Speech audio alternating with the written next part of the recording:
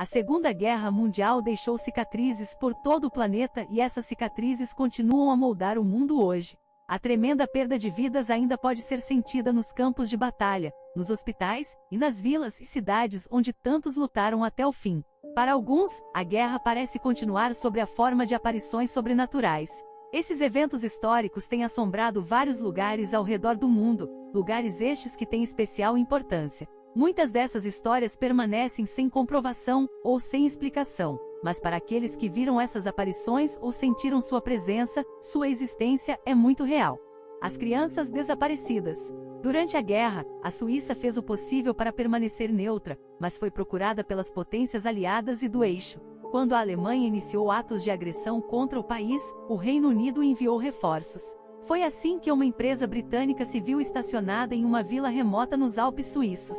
Algumas semanas depois que a empresa britânica entrou na aldeia, os moradores começaram a notar uma série de incidentes estranhos. Pedaços de madeira e lonas desapareceram dos galpões. Objetos de valor foram roubados de suas casas. O ponto culminante desses eventos foi o desaparecimento de uma criança da aldeia. No início, presumiu-se que o desaparecimento foi um acidente trágico, mas depois mais crianças desapareceram. O único adulto a desaparecer foi o soldado Reginald da unidade britânica. Ele desapareceu do quartel e isso levou a um boato de que um monstro estava vivendo nas montanhas e atacando a aldeia. Depois do soldado Reginald, mais crianças desapareceram. Uma noite, uma figura foi vista espiando pela janela de uma casa enquanto os soldados patrulhavam a cidade. Os soldados gritaram com a figura, que disparou. Eles a perseguiram, chegando ao limite da aldeia onde a figura pareceu saltar para o chão. Os soldados encontraram uma caverna escavada na lateral de um monte de neve. Tiros foram disparados da caverna e devolvidos pelos soldados. Após momentos de silêncio, eles investigaram a caverna mais detalhadamente. Lá dentro, eles encontraram Reginald com um tiro no coração, e cercado pelos corpos meio comidos de 7 crianças. Aviões fantasmas. Muitas pessoas viram aviões fantasmas durante e após a guerra. Aviões de caça apareceriam e desapareceriam sem deixar rastros. Um desses avistamentos ocorreu um ano após o ataque a Pearl Harbor, quando o radar do Exército dos Estados Unidos começou a captar o sinal de um avião que se aproximava. Alguns pilotos foram enviados para investigar. Eles voltaram com uma história incrível. Eles tinham visto um avião, mas era um P-40 americano que parecia ter passado por uma batalha. O avião estaria coberto de buracos de bala, sem o trem de pouso e o piloto ensanguentado. Os pilotos viram o avião cair de repente, como se tivesse acabado de cair do céu. Eles foram investigar o local do acidente apenas para encontrar o avião sem piloto. O mistério do dirigível L-8. Os aviões fantasmas não são as únicas aeronaves ligadas a acontecimentos estranhos na guerra. Um dirigível L-8 que decolou da Ilha do Tesouro em 1942 tem seu próprio mistério. O dirigível estava em uma missão de localização de submarinos e tripulado por 2 homens. Era uma missão simples, mas 1h30 de patrulha o piloto comunicou pelo rádio que estavam investigando uma possível mancha de óleo na água. Essa foi a última transmissão a vir do L-8. Mais tarde naquele dia, o dirigível foi visto flutuando ao longo da costa e estava começando a afundar no meio. O voo do L-8 terminou quando ele bateu em uma casa em Daly City. A equipe de resgate enviada ao local do acidente encontrou algo estranho. As portas da cabine estavam abertas e a tripulação estava faltando. Tudo estava em seu lugar correto e nenhum equipamento de emergência havia sido usado. Os tripulantes simplesmente desapareceram e nunca foram encontrados. The Diploma Hotel. O Diploma Hotel nas Filipinas é um local privilegiado para caçadores de fantasmas, com estrondos e gritos sendo ouvidos no meio da noite. O terror visto neste prédio ocorreu quando os japoneses invadiram as Filipinas. O edifício já foi um mosteiro e as forças invasoras decapitaram todas as freiras e clérigos quando tomaram a cidade. O mosteiro foi transformado em sanatório pelo restante da guerra. Após a guerra, o uso do edifício mudou novamente, tornando-se um hotel. Os hóspedes do hotel frequentemente relataram ter visto figuras negras e mulheres de branco. Os fantasmas da Normandia. A Normandia tem vários locais da Segunda Guerra Mundial que podem ser visitados hoje.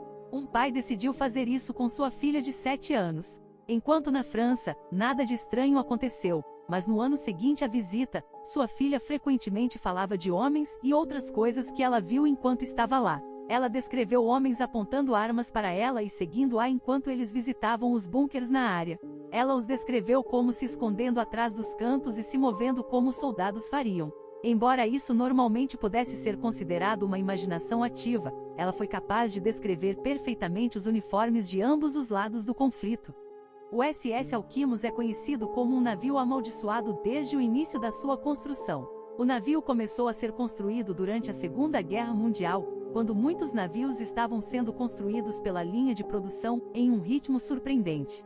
Ser construído em apenas 10 dias na linha de produção significou que o navio estava em ruínas desde o início. Houve até rumores de que o navio foi concluído tão rapidamente que os operários que soldavam o navio foram selados no casco, onde morreram lentamente. Operários mortos foram apenas alguns dos rumores de acidentes e mortes que atormentaram a curta construção do SS Alkimos. Depois que foi lançado ao mar, sua maldita reputação só continuou. Estava originalmente sob o nome de George M. Friver antes de ser mudado para Wittgenstein.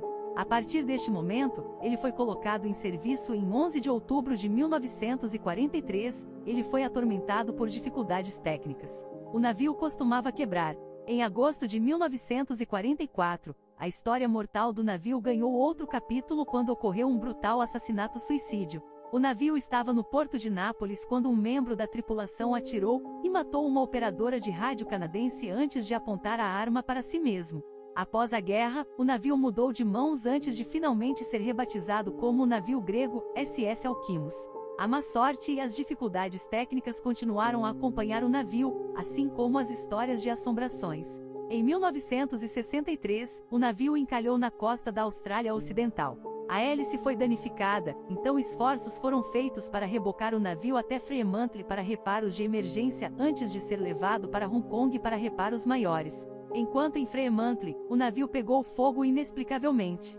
Quando finalmente estava pronto para ser rebocado para Hong Kong, o cabo de reboque se quebrou e o navio encalhou novamente, desta vez ao norte de Fremantle. Em um esforço para manter o navio em movimento, os zeladores foram deixados no navio até que os esforços adequados pudessem ser feitos para salvá-lo. Os zeladores relataram a sensação de estarem sendo observados, o cheiro de comida cozinhando vindo da cozinha e uma grande sensação de mal-estar a bordo.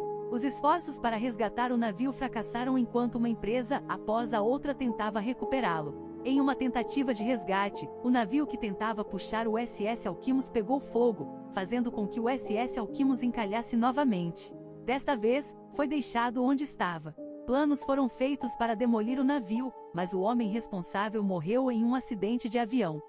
O fantasma em Islington. Durante os dias mais sombrios da guerra, Rosina Frente foi uma vigilante voluntária de incêndio no bairro londrino de Islington.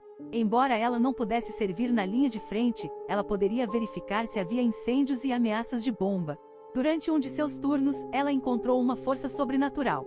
Enquanto estava em seu posto, ela notou uma figura branca e brilhante. A princípio, ela presumiu que fosse uma pessoa ou uma lápide, mas a figura era muito alta. Mais tarde, quando ela contou a outras pessoas sobre o ser, parecia que ela o havia chamado. Seu posto era próximo a uma igreja e cemitério, e acredita-se que a figura eram almas perdidas escapando do túmulo. A gringa sem cabeça. As Ilhas Galápagos abrigaram um posto do exército dos Estados Unidos durante a guerra. Segundo a lenda da gringa sem cabeça, um soldado vivia no posto com sua esposa.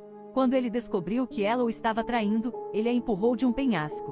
Como se isso não fosse horrível o suficiente, sua cabeça ficou presa entre algumas pedras ao cair. O impulso da queda fez com que sua cabeça se separasse do corpo. Embora não haja registros de que isso realmente tenha acontecido, desde então marinheiros e aviadores têm se encontrado com a gringa sem cabeça. A experiência mais comum é quando alguém sobe na cama e pressiona o peito com o peso para sufocá-lo. O homem no sótão. Em 1991, uma jovem estava na nova casa de sua família em Colmar, França. No sótão, ela encontrou um buraco na parede através do qual ela podia ver outro quarto, mas não havia porta para ele. Mais tarde, ela voltou com uma lanterna e viu algo na sala.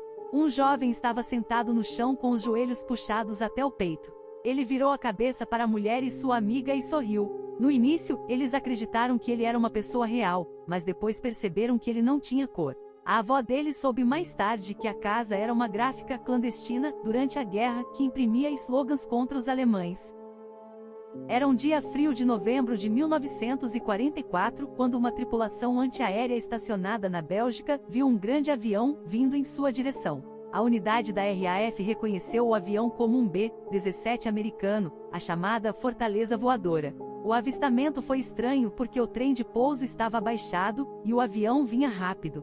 Não havia pousos programados e, portanto, os homens no solo presumiram que o avião estava fazendo um pouso de emergência. Eles estavam corretos, mas o motivo do pouso de emergência foi algo que eles nunca esperaram. O avião pousou e parecia praticamente intacto. O pouso foi difícil e saltitante. Ficou claro para os homens no solo que algo estava errado com toda a situação, já que o avião quase bateu em uma asa antes de parar em campo aberto. Por 20 minutos ninguém se aproximou do avião esperando que a tripulação saísse e explicasse o que havia acontecido. Finalmente, os que estavam no solo ficaram inquietos e decidiram se aproximar do avião, mesmo com os motores continuando a rugir alto. Quando a escotilha se abriu, o silêncio dentro do avião foi mais ensurdecedor do que o rugido dos motores. Não havia tripulação. Nem uma única pessoa foi encontrada no avião, mas há evidências de que uma tripulação esteve no avião recentemente. Havia barras de chocolate comidas pela metade e um livro de códigos do navegador com as cores do dia, o que sugeria que uma tripulação tinha estado a bordo naquele dia. Ainda mais misteriosos eram os paraquedas cuidadosamente embalados, o suficiente para uma tripulação inteira completamente intocada. O que quer que tenha acontecido, primeiro pareceu que a tripulação havia desaparecido completamente e o avião acabara de pousar sozinho. Embora no início parecesse uma história de fantasmas bizarra e se espalhou por todo o exército como tal, a verdade é muito mais simples. O avião avariou e foi atingido, o que o impossibilitou de voar. A tripulação jogou o que pôde para aliviar a carga e então saltou do avião. Enquanto o B-17 mergulhava em direção a Bruxelas, o problema com os motores parecia se resolver sozinho e o B-17 voou sozinho.